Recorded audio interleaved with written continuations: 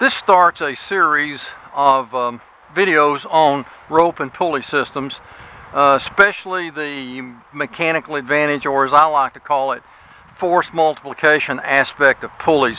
Of course, there are other things you can do with pulleys other than multiply force. You can redirect the force with just a simple pulley and run the rope through it and pull in a different direction than you would have had to without a pulley. And another thing it can be used for, of course, is to transport a load from one point to another point, such as a zip line or a speed line.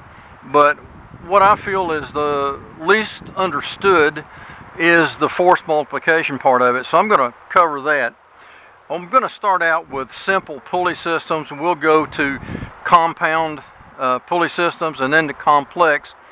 And when we talk about these three systems, I'm going to lay down some ground rules for us to go by, and they're the ideal pulley configurations, and we're going to go with that because it gives us a better baseline to work from. Then we can introduce friction and some other things and see how that affects the ideal case. So let me start with this. Here's a simple pulley, and the first thing I want to address are things that pertain specifically to the pulley, and this is what I'm going to call the pulley principle, and it is this.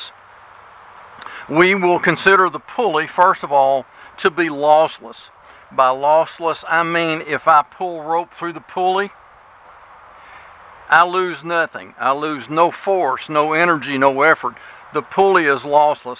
And we can kind of rationalize that a bit by saying if we have a good, big sheave, ball bearing pulley, it could have an efficiency up around 98%, and these things could apply because the 2% inefficiency is just not worth the worry to include.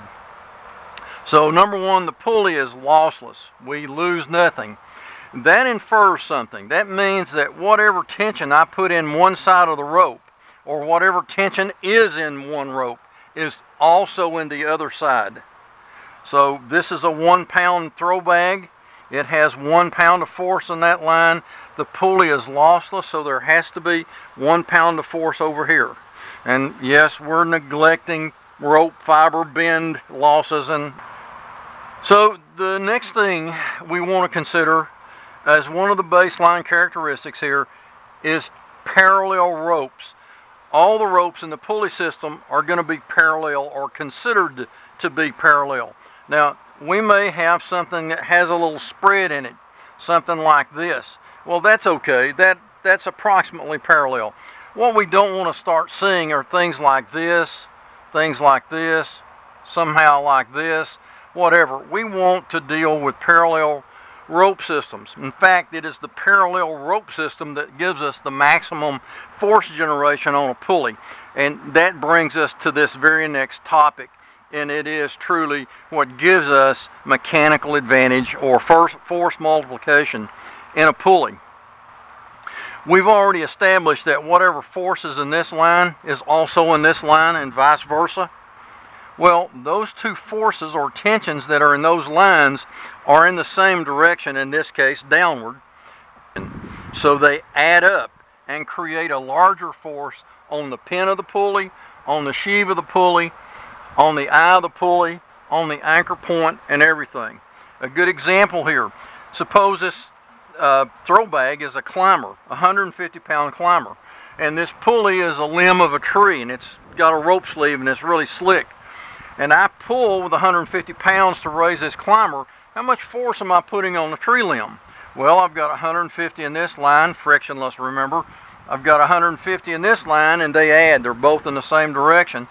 So I'm putting 300 pounds of force on that tree. Whatever the anchor is, it will experience twice the force in either one of these lines.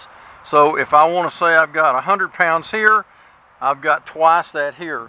If I want to say I've got 100 pounds here and 100 pounds here and add them, and that's probably the better way, because when we start to deal with friction, that is the way we'll do it. We will add, not multiply.